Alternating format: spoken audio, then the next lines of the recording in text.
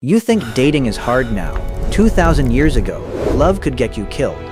Before apps, before letters, before even paper, men and women still found each other, but the rules, completely unrecognizable, and some of them are jaw-dropping. We're going back to a world before Christ, where love was business, power, and survival. This is how people found love 2,000 years ago. Stay to the end. You won't believe scene 70. Let's set the scene. We're around 100 BC. The Roman Republic dominates the Mediterranean. Egypt is ruled by the Ptolemies. Mesopotamia is a crossroads of empires. Society is rigidly divided. Your class determines who you can even speak to. Women in most civilizations had almost no legal say in who they married. The average woman was betrothed, that means promised, before she turned 14. But here's the thing. Ancient women weren't passive. Some had real power. In ancient Egypt, women could own property, start businesses, and even divorce. Egyptian women walked freely in public. They went to markets. They talked to strangers. Rome was different. Roman women from good families barely left the house unsupervised. And in Mesopotamia, modern-day Iraq, marriage contracts were written in clay, literally. These weren't love letters. They were legal documents, covering property, children, divorce penalties. To find a partner, you didn't swipe, you watched, you waited, you were watched in return. Festivals were the original dating apps. Religious gatherings were where young people met. In Greece, the festival of Adonis, a love god, was partly an excuse for women to leave home. But even at festivals, a man spoke to a woman's father first, always the father first. So how did courtship actually begin? It started with the father, not the woman. In Rome, the father held patria potestas, absolute power over his family, even adult children. A Roman man could legally kill his child for dishonoring the family. Yes, legally.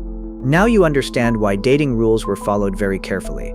To court a woman, a man presented gifts. Specific gifts had specific meanings. Apples meant desire in Greece. Tossing one to a woman was basically saying, "I want you." She could throw it back to reject him. Right there, in public. Absolutely brutal. In Egypt, love poems existed. Men actually wrote poetry to woo women. We still have them. Egyptian love poems described women as the most beautiful on earth, poetic, passionate. But those poems didn't guarantee anything. The father still had to say yes. Now comes the money part. And this is where ancient dating gets truly wild. In Mesopotamia, a man paid a bride price, called the terhatum, directly to her father. This wasn't buying a person, it was compensation, her value to her family's economy. The woman's family then sent a dowry, goods and property, with her into the marriage. The clever part, in Mesopotamia, the dowry legally belonged to the wife, not the husband. She could throw it back to reject him, right there, in public. Absolutely brutal. In Egypt, love poems existed. Men actually wrote poetry to woo women. We still have them. Egyptian love poems described women as the most beautiful on earth, poetic, passionate. But those poems didn't guarantee anything. The father still had to say yes. Now comes the money part. And this is where ancient dating gets truly wild. The Code of Hammurabi, written in 1754 BC, literally had relationship laws carved in stone. One law said a wife who neglected her husband could be thrown in the river. Yep. But a man who falsely accused his wife of cheating could be executed. Laws cut both ways. Let's talk about what the actual wedding looked like. It was nothing like today. In Rome, the bride wore flame orange, called flammeum. It symbolized good fortune. In Egypt, there was no official wedding ceremony at all. You just moved in together. If you shared a home and a bed, you were married. That was it. No priest, no ritual. And if you wanted to divorce in Egypt, you just said the words, "I dismiss you." Both men and women could initiate divorce in Egypt, a right almost no other culture gave women. Now let's go north, to the Vikings, because their approach to love was different. Viking men had to prove themselves before any father considered them worthy. Raids, farming skill, combat reputation. This was your dating profile in Viking society. But Viking women had legal rights that most European women wouldn't get for 1,000 more years. Viking women could refuse a proposed marriage. They could inherit. They could even carry weapons.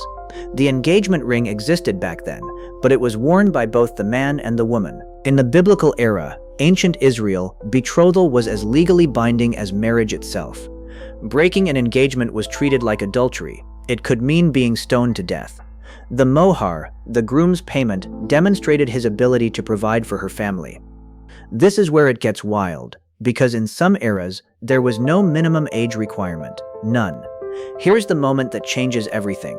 Some ancient women found ways to seize power. In Egypt, a woman named T became one of the most powerful queens in ancient history, a commoner. Pharaoh Amenhotep III was so devoted, he built her own lake so she could sail whenever she wanted. Now here's the jaw-dropper. In ancient Rome, some elite women wielded enormous behind-the-scenes power. The Romans called it militia, the softening. Men claimed women led them by emotion. Servilia, Julius Caesar's longtime lover, influenced Roman politics for decades. Nobody talked about it. But here's what nobody tells you. In ancient Rome, adultery laws applied almost entirely to women. A Roman man who slept with another man's wife could be punished, but his own affairs? Legal. This wasn't just Rome. Across almost every ancient civilization, the double standard was built in. Here's scene 70, the thing we promised. In ancient Sparta, women were considered property.